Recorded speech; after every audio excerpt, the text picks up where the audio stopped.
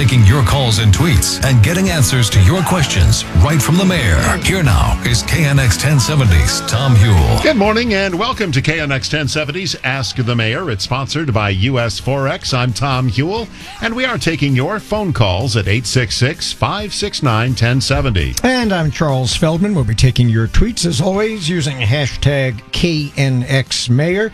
And Mr. Mayor, let's start off with, I understand you have some high-tech, or is it high news? I'm not quite sure what it is, but some high-tech news for us. What is it? Well, first of all, Happy New Year to everybody and to our listeners out there. Thank you guys for having me back. I love being here and wanted to make some great news that builds on my agenda to bring jobs to LA, that Yahoo will be moving into the city of LA with about 400 jobs, consolidating a lot of what they've been doing in the Southern California area and looking to grow their jobs here. This comes just right on the tail of 1 million square feet that Google has acquired out by Playa Vista. We really have a great tech hub. LA is now the county with the most tech jobs in the country, more than Santa Clara County up in Silicon Valley, more than Chicago, more than New York, more than Boston, and it just means good jobs for all of us. And I think in the new economy in particular, LA is well poised to take advantage. Two questions. When does the move happen, and were there any city subsidies given to induce Yahoo to move? Well, they were induced to come because of the holiday that we have on our gross receipts tax for new companies, as well as the lowest rate possible for tech companies. So we've said we will charge you the lowest tax rate that we have if you come in as a tech company. And I think it's going to be looking at the fall of this year is when they're moving in. And Yahoo certainly qualifies as a tech company, I would imagine. They absolutely do. I still have my email on them. Okay, I've got to ask you this question before we get to the phones. They just announced the Oscar nominations this morning. Yes. I'm going to just stick with the Best Picture nominations. Who do you like? Who do you like best? I think for this year, I always am impartial, of course, partial to the folks that film here. Nightcrawler, I think, I don't know if they got the nomination. The Grand Budapest Hotel was amazing. That was filmed in Germany and Poland. That was that was my exception there. But I think we've got some amazing pictures. The snubs and surprises that were out there. I mean, American Sniper I haven't seen yet. That looks like it's going to be amazing. And that was filmed here. Yes, it was, and that I'm looking forward to. I've been so busy working for the city, I haven't seen it, but I certainly give a shout out to the folks that worked on that, because I know the folks that were here and most of the technicians all came from LA too. Mm-hmm. So that would be your pick, is American Sniper over say Whiplash, which was filmed all the way out in Santa Clarita. Yeah, Whiplash is another Southern California one, so I'm glad to see that they did well too. Theory of Everything is an amazing story, but I always go for the LA ones. And if you look at the best pictures, sometimes there's only been one that filmed in LA, and 2 of the last 3 years, it was the LA filmed one that won. I think Argo and what was the other one, the French silent film. Charles is the film guy here. The black and white one that and that was filmed. The Artist, I think. That was filmed in LA? Yes, it was. Was it really? Mm-hmm. Yep. Mm-hmm. That's news to me. Okay, so we made news again. Well, and don't forget, this year, I think next year you will see many more movies, or the next couple years, actually filming in LA, because the tax incentives kick in this month. The $600 million, the $6 billion worth of films that we'll see over the next 5 years because of the California tax incentive I fought for. So they can do Boyhood the sequel right here in LA for the next 12 years. We'd welcome, and we'd give them a nice tax break too. Manhood. The sequel. That would be a good one. So, okay, there's your news headline is LA Mayor Eric Garcetti likes American Sniper for Best Picture because it was filmed here in Southern California. As we say, we take your calls and your tweets. Want to go right to the phones now. Linda joins us from Westwood. Morning, Linda. Thanks for joining us. Hi, how you doing? Good, Linda. Good morning. Good morning, Mr. Mayor. First of all, I want to thank you for having the sidewalks in front of my house in Van Nuys fixed. You're very welcome. We're trying to get a lot more sidewalks done this year. At this point, he's saying, "Oh, that Linda." Yeah. I actually sent your office a couple of emails, and next thing I knew, my sidewalks were fixed. Great. So that was great. I have a little problem though right now with DWP. Yep. I actually have written your office because I got such a great response the first time. A couple of times on this, and I was very rude and handed to your assistant a note at Rosh Hashanah. But I got a bill from DWP, and it was huge, but I'm more worried about the fact that it says that I use 3 times the water I have ever used in the 15 years I've owned my house. Yep. And it's impossible. It's absolutely impossible. You're not just I was really out of town, thirsty? Or? Right, you have no leak, and you didn't move in 3 times as many Yeah, people. You have checked the toilet to make sure it's not constantly Yeah, running. Yeah, the toilet's not running, and I even had my plumber come and crawl underneath the house to make sure there are no leaks. And the DWP said they were going to call me and make an appointment within the next 6 to 8 weeks. And I never heard from them. Well, And as that's been 4 as months. hard as it may seem to believe, Mr. Mayor, maybe the DWP made a mistake. Well, this is something happening less often. We've really had good progress. For instance, on our wait time that used to be 40 minutes is now, under 5. But you're not alone, and those things still do happen, and we want to solve this for you. There was a lot of estimating that went on as they had a new customer electronic system that came in, and I think a lot of people got bills, both water and power, that were over based on whatever they thought an average was for a neighborhood sometimes, or an estimate. That is now a backlog, and they've basically worked that backlog down to very little. But if you're one of those cases, let me make sure. Are you on Twitter by any chance? Are you still there, Linda? Yes. Do you use Twitter by any chance? No, Okay. I don't. Okay, then why don't you send something to our email directly, which is just eric.garcetti@lacity.org. I'll get somebody on that today. That would be so fabulous. I appreciate it. Thank you, Linda. Appreciate it. Take good care. Well, we're going to take a break shortly, but I want to throw this on the table, and then I think when we come out of the break, we can talk about it a little more before we take some more calls and tweets. And that has to do with the apparent, and I'm using the word apparent, rise in crime in Los Angeles over the past year. And the question on the table is, did crime really go up, or did LAPD cook the books in the years previous when it said that crime was actually going down? But hold your answer. Okay. Yeah, we'll get into that in just a moment, but we do have to take this break. Our conversation and your calls will continue here on KNX 1070. KNX 1070 News Radio, the program Ask the Mayor, and the number to call, 866-569-1070. I'm Tom Hewell. And I'm Charles Feldman. You can also tweet using hashtag KNXMayor. Now, before we took the break, I asked this question, Mr. Mayor, and that is that, as you know, the figures for crime in L.A., when other cities around the country, crime has been going down. Here in L.A., crime took a rather dramatic increase. And the question becomes, is crime really that much worse in LA this year? Or is it, as the Los Angeles Times, I believe, reported, that in previous years the LAPD was, I'm trying to be polite, but I guess I won't be, cooking the books? Yeah, that's not a loaded question Yes, not at a loaded all. question. Okay. Are they cooking the books or not? To make it appear or when as did if they stop? Yeah, to make it appear as if crime was not as serious in previous years because it made them look better. No, I would respectfully say no to both. Actually, crime is down again. Overall, Part 1 crime is down. What went up this year a bit was violent crime, But that's which is one important. division. No, I'm going to get to that. But overall, we lost that piece that we had a 12th straight year of reduction of crime by almost 2%. This is now the safest level we've had since 1949 when Dwight Eisenhower was president. Violent crime, though, went up because it's so low, and I'll tell you what we're going to do about it because it does worry me when something like that happens. It's still the second safest year since 1957 for violent crime. So besides the year before, 3 years ago, we would have prayed to have a year like we just did. So the metaphor I've used is it's like a championship baseball team that keeps winning the pennant, but we won it by less this year than the year before. At the same time, though, Mr. Mayor, the Sheriff's Department, which patrols essentially the same area, I mean, different jurisdictions, but they're not far away. They're reporting a 10.5% drop in the number of homicides, 4.9% drop in overall incidents of violent crime. So while the LA Police Department is reporting a jump, they're reporting a decrease. So criminals don't stop at the city limits. Correct. So the second part of the question was, how are we counting this differently? And we do think a big portion of that is the correct classification now. No books were being cooked because you can compare apples to apples or oranges to oranges. What we had is 1 year in which we have apples last year, oranges this year because of the new classification of what I wanted to support as well, of upgrading some assaults that weren't being classified as Part 1 crimes. So what we have this year is that's part of it. The other thing is we saw domestic violence go up in the city of Los Angeles. That's probably about a third of that increase.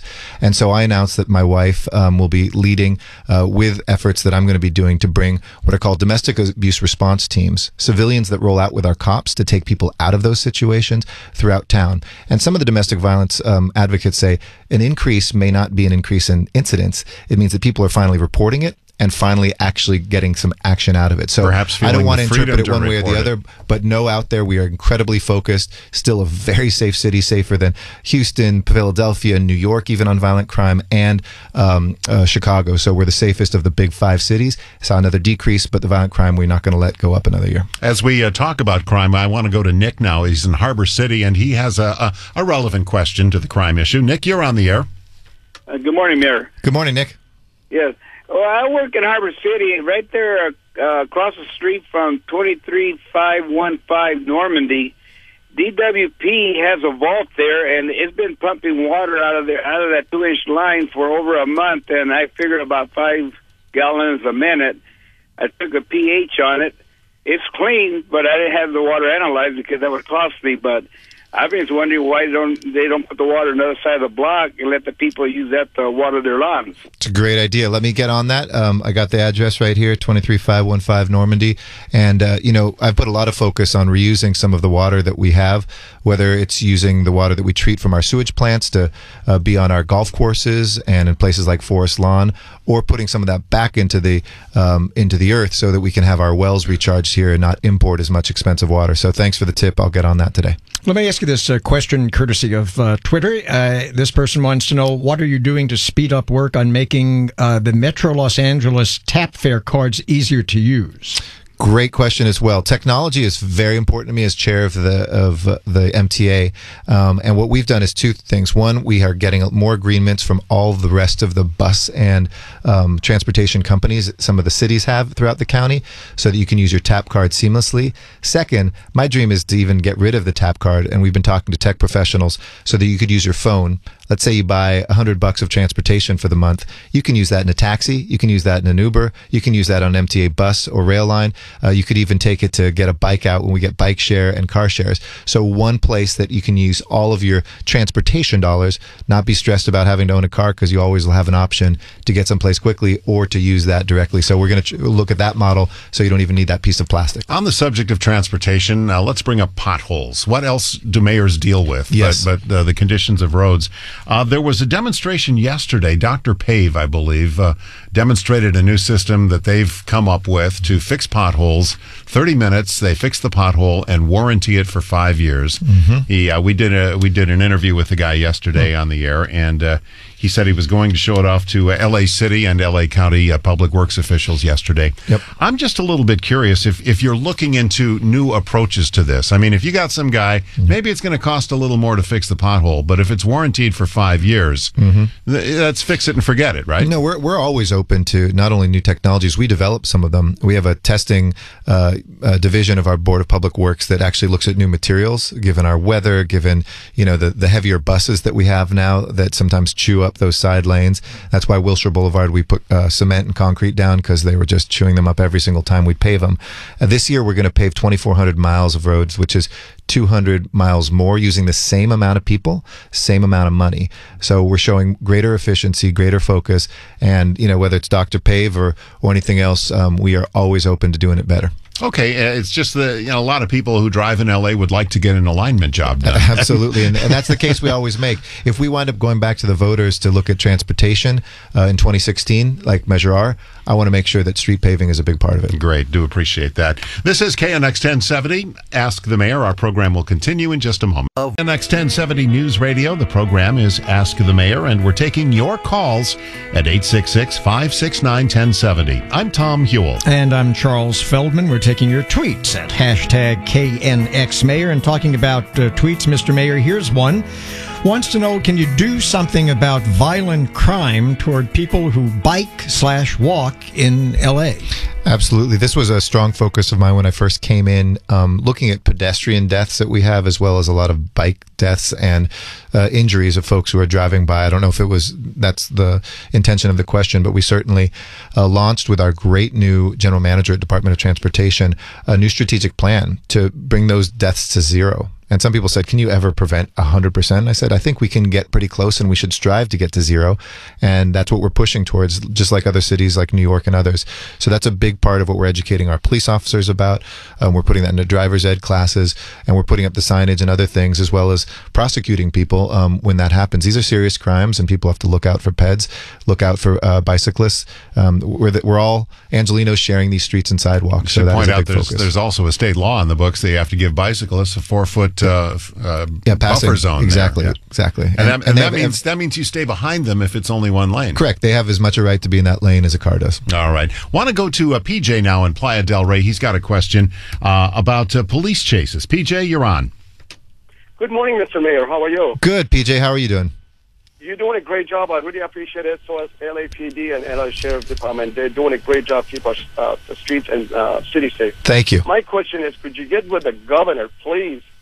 I've been watching the stupid chases, excuse my language, for years, and people put in danger, pedestrians, LAPD, CHP. Could you get with the governor to pass the law to put these people away who commit the crime like this for at least maybe, figure with speech, 10 years, hard labor, but they don't do it anymore? Sure. We know that it endangers so many lives when people go on these chases, and they always end the same way. You get caught. So stop running. I wish people were that smart about it. But here in Los Angeles, we've actually stopped the pursuit. We still, of course, cover people using our helicopters and stuff, but we don't have the big, long pursuit with 3-4 cars that causes a lot of damage sometimes to our people, to innocent bystanders, etc. And I hope other jurisdictions adopt that too. And I certainly would be happy to pass that on to the governor. I think PJ's point goes to a larger issue, though. Really, I mean, why aren't these people given more time? Enhanced penalties. Enhanced penalties, and even so, if you get an enhanced penalty, well, the prison system looks at this as, oh, that's a traffic violation. So 6 months, you're back out on the street. No, I would absolutely be in favor. I'll talk to our state legislative leaders about whether or not they could have an enhanced penalty for folks who do that, because it is more than just a random chase. They're endangering a lot of people's lives, and people have been killed. Let me ask you this interesting, I think, political question, and it comes out of an interview this morning on K-Earth 101, and I'm reading it off my phone here. It says that comedian actor George Lopez says he's thinking about running for mayor of Los Angeles in the near future. I think this is serious. He says, I'm quoting now, I would not rule out the possibility. And he goes on to say, listen, I think Eric Garcetti is a good mayor. That would be you. Not as visible as Antonio Villaraigosa was as mayor, but it's a great city. I love the city. So what do you think? If he's serious, would he make a good candidate? George is a great Angelino. He's been a friend for many years. We did a lot of fundraising for the Hollywood YMCA. In 2022 or 2021, this will be an open seat. And so he has the right as much as anybody else. I see. You just tipped him off. You told him when the election is. He may not have known. And once it's an open seat, what will you be running for? Oh, I might be retiring by then. No, I don't you're know. not going to retire. Stop that. You're One not thing going to retire. I'm not doing, and I want everybody to hear again, I'm not running for Senate. Not gonna, for boxer. Absolutely. I love this job, and I'm going to try to be in it as long as I can. But that leaves Feinstein's seat, presumably, at some point. It leaves the mayor, the governor, when Brown times out. It leaves places east of Los Angeles. I'll give you an honest answer. Too many people in this business are already on to their next job and don't spend time actually doing their job. I'm 18 months into this job, and I love every single day. So you're not thinking about your future? No, I'm focused on what I'm doing now. I absolutely am not. I don't believe you for a second. People don't believe politicians speak that way. Ask my wife, ask my father, ask anybody. Right. They're this is the wonder of radio, Charles. Really we care what he says. We don't care what you say. I don't believe the absolute unvarnished truth. I love being mayor. Okay, I want to take another call here, and this is a complete change of the subject. Let's go to Dan, who's standing by now in Van Nuys. He's got a question for the mayor. Dan, you're on the air. Morning, sir. Good morning, Dan. My question was, Los Angeles is one of the hardest cities to get a concealed carry permit, and if there's anything we can do to relax that to allow more people to conceal carry, because there's other major cities across the U.S. that have a direct correlation with violent crime declining, and bad guys are going to carry a gun whether we like it or not. They're going to have concealed guns. They're going to do whatever they want. Why can't we allow more right people to have concealed carry permits? Well, I support what the police have always advised me, and the police, including our chief, Charlie Beck, don't support a relaxing of that. And I think, there's research that shows all sorts of things. I'm reminded of that recent incident at Walmart, I think it was last year, when somebody who had a concealed weapon went after one shooter thinking that they were helping and didn't know there was a second shooter and got killed. It's extremely dangerous. There are some, maybe like yourself, who are very well trained and who we can trust. But by and large, the reason police oppose that is it means that there's a lot of folks out there who probably wouldn't be trained like police, wouldn't necessarily make it safer. And so I will stay with the police advice on that in the meantime, though people can get them in LA County under special circumstances, and there's a process to go through for that. I'm going to keep trying. Would you run for Congress? No. You kidding me? Have you seen Congress these days? I can actually get things done here in LA. I think he'd rather work at a radio station, quite frankly. That's what we do. This is KNX 1070 Ask the Mayor, and our program will continue in just a moment. This is KNX 1070 News Radio. The program is Ask the Mayor, and we're taking your calls at 866-569-1070. And your tweets at #KNXMayor. I get to ask the mayor a question now, and this is sports-related, Mr. Mayor. We recently came up short in the bid to host the Olympics, and we recently came up short in a bid to get the NFL here. My first question about the NFL, isn't it time we stopped pursuing them and let them maybe think about pursuing us? I mean, here's Roger Goodell saying he wants to see this situation solved in California. It's a California solution, which basically means either steal the Chargers or the Raiders, right? Right. And leave them. What about the 49ers? Well, no, they're not going to go. But leave either one of those towns then to be the threat that the NFL gets to use to get new stadiums in the 32 other markets. Well, let me be clear. The amount of ink and airtime that I get on this issue versus the amount of time I actually spend on it is probably the most disproportionate of anything. I'm focused on the basic things in the city and rebuilding LA, but it's important to have people working on the NFL piece. I think for the most part, we haven't courted them. For 20 years, we've said, come to us. We're not going to pay for a stadium, not in the city of LA at least. We're not going to use subsidies from taxpayers for billionaires who own teams. And nevertheless, we put together a good proposal, downtown LA, that I think is still superb.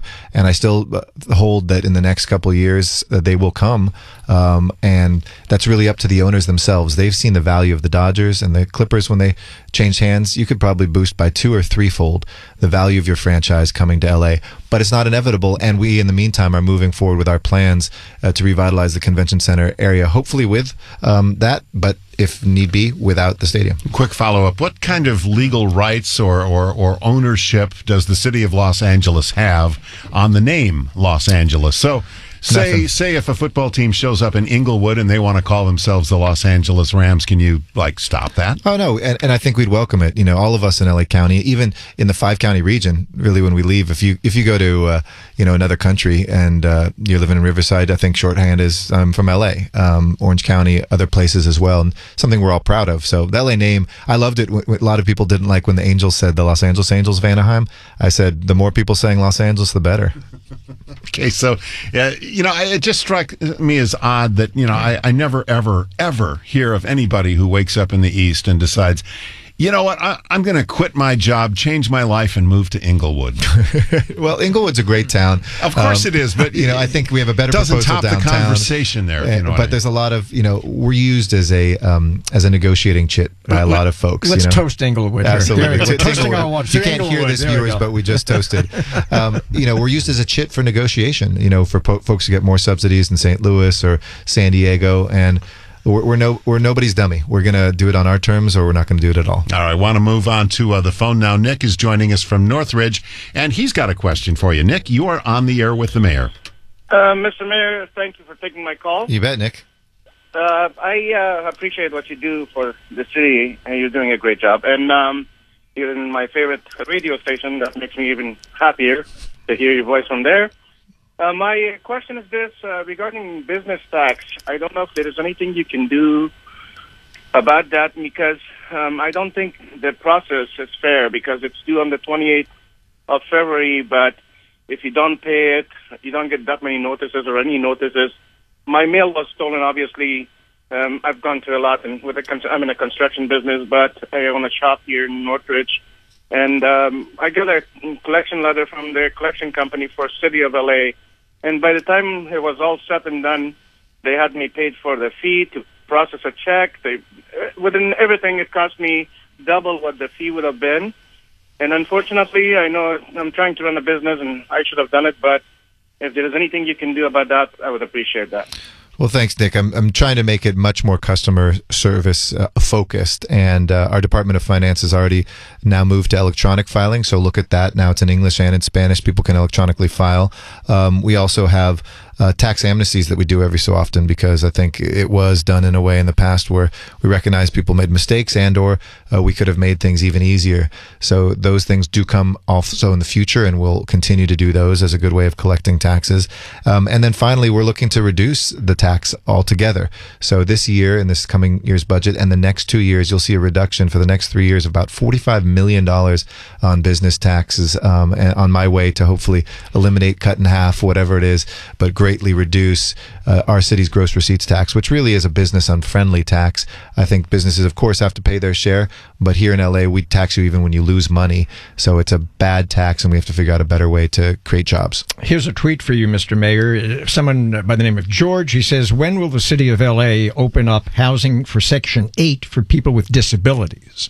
We do already allow folks with disabilities to use Section 8 vouchers. It depends on the landlords, because this is, again, the private marketplace. And if certain landlords don't have accessible units, they can't be forced upon. But we do have a list that we keep of ones that are accessible. And through our housing authority of the city of Los Angeles, we should be able to try to matchmake. Not to be just harping on the same issue over and over again, but back to sports. Is there any progress at all on getting the Dodgers back on television? Nothing yet, obviously besides Time Warner. I think should a merger go through with Comcast, we've had some good conversations, and I think that will be resolved relatively quickly. If not, in the meantime, you've got these, big giants facing off with each other over how much this costs. If you look at other places that have gone through this, New York, Texas, it sometimes took a couple years. But I think it is a crime that people can't watch some free games. And what I told them is, even if you put most of them on Time Warner, as they did towards the end of the season, and they finally took my advice, do every Friday night, at Channel 9 or Channel 11 or Channel 4, whatever, put on some free games, because I think it's un-American for us to always have to just pay to watch sports that are our hometown.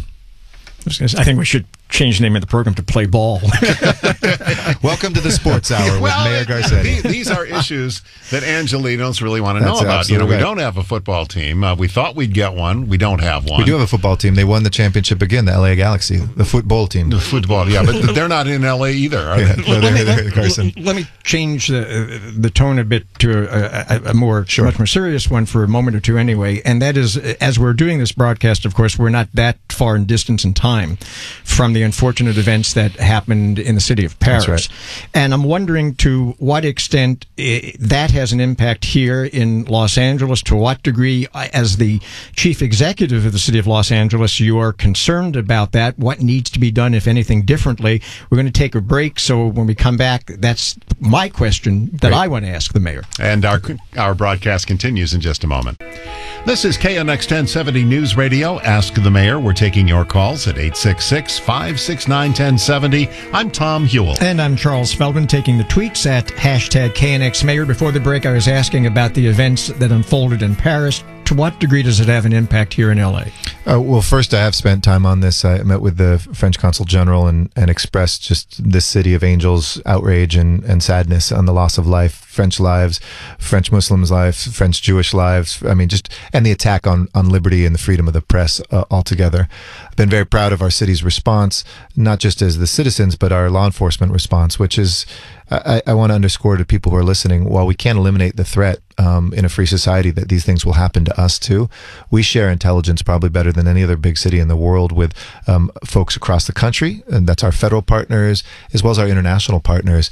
And we're sending a delegation out there that are there right now, actually, Mike Downing, who was one of our top deputy chiefs, to make sure they know that we are as focused on this and to share whatever we can learn from that incident. Here in LA, I think we know that it's not just somebody could come from the outside, it's the homegrown threats, and that's why it's so important for us to find pathways for young people not to go down that route that may lead them to violent extremism. But we're also, I think, pretty advanced with the different communities here in Los Angeles of regularly meeting with those leaders, hearing what's going on out there, and trying to diffuse things before they happen. KNX 1070, Ask the Mayor. We're going to take your calls now. Steve from Van Nuys joins us. He's got an interesting question that hasn't been brought up yet. So, Steve, the platform is yours. Good morning, Your Honor. Good morning, Steve. We have a problem over at least in North Hills where we have chronic people in motorhomes basically living on the street. And I know the city lost a court ruling, and LAPD's hands are basically tied, and I wondered if there's anything we can do about that. There is, and thank you. I love, by the way, that we've had 3 calls out of Van Nuys / the Valley. Thank you guys for calling. I spent a lot of weekends with my grandparents in Van Nuys, so go Van Nuys. We do have an ordinance on the books that hasn't been thrown out, Steve, that allows us. It's not focused on whether people are living in vehicles or not, but that prevent in certain areas overnight parking. And that was very useful in my own council district when I was a council member, where we saw a lot of those motorhomes coming together and causing a bad situation. Many of them are just innocent homeless families. Other people were using them to deal drugs and had all sorts of crimes going on. So we can get those signs up in your neighborhood. I would contact your city council member, and we can process those to make sure that, either through preferential parking districts, so if people still want to stay on those streets with their regular cars, they can keep them there. Or if it's an area where nobody really lives at all, we can make sure there's no overnight parking in the kind of more desolate stretches of streets close by. I want to go back briefly to a topic we've talked about in the past in this program, which is LAX and the police there. And I know that you as a mayor have, I think, a pretty good relationship with the police force at LAX. But they do have a kind of perennial beef, and it's about 2 things in particular. One is what they feel, and that management, I think, at LAX Airport agrees with, is the lack of good equipment, modern equipment, and the need to modernize that for the safety of the airport. And the other, of course, is this very thorny issue of the diversion of funds that are airport funds that should be used at the airport for the police department at the airport, and instead apparently goes to pay for LAPD officers who sometimes are not even patrolling the airport. Well, I know we've talked about that in the past year, and I've been very clear, what the law is and what it should be, and my expectation during my time as mayor. I know there's some stuff that predates, but just to put in perspective for the listeners, and I love our LAX police officers. They're as good as any police officers in the nation, and they showed that when we had the shooting, active shooter incident over almost a year and a half ago. We have a budget on security at LAX now that is $147 million. To put that in perspective, in 2001, it was $48 million. So we've more than tripled that in the last 13 years. We have, in terms of personnel, 2001 we had 300 officers. We have 450 today, 449 to be exact. So boosting by 50%. And same thing with our security personnel that helps them. We've increased by more than 50%. So this is a very high priority for me. The security of this airport, especially as traffic has come back up. And by the way, we made those investments when traffic went down. So some would say, why were you doing that even when traffic went down? You can't put enough into security in my mind. And the diversion of money.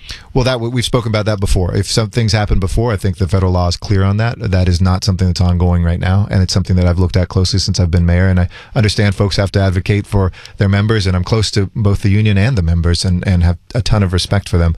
But I can assure people listening right now and them that isn't going on as we speak. The Honorable Eric Garcetti joining us in the last hour here for KNX 1070's Ask the Mayor, along with Charles Feldman. Oh, Charles, you have a programming note for us? And that is, if you didn't get a chance to ask the mayor this time, you can ask the mayor the next time, February 18th. Or tweet at LA Mayor Office anytime you want. Everybody get their pitch in there. I'm Tom Hewell. Thanks so much for listening. KNX 1070 AM and HD, KAMP HD2 Los Angeles. KNX 1070 News.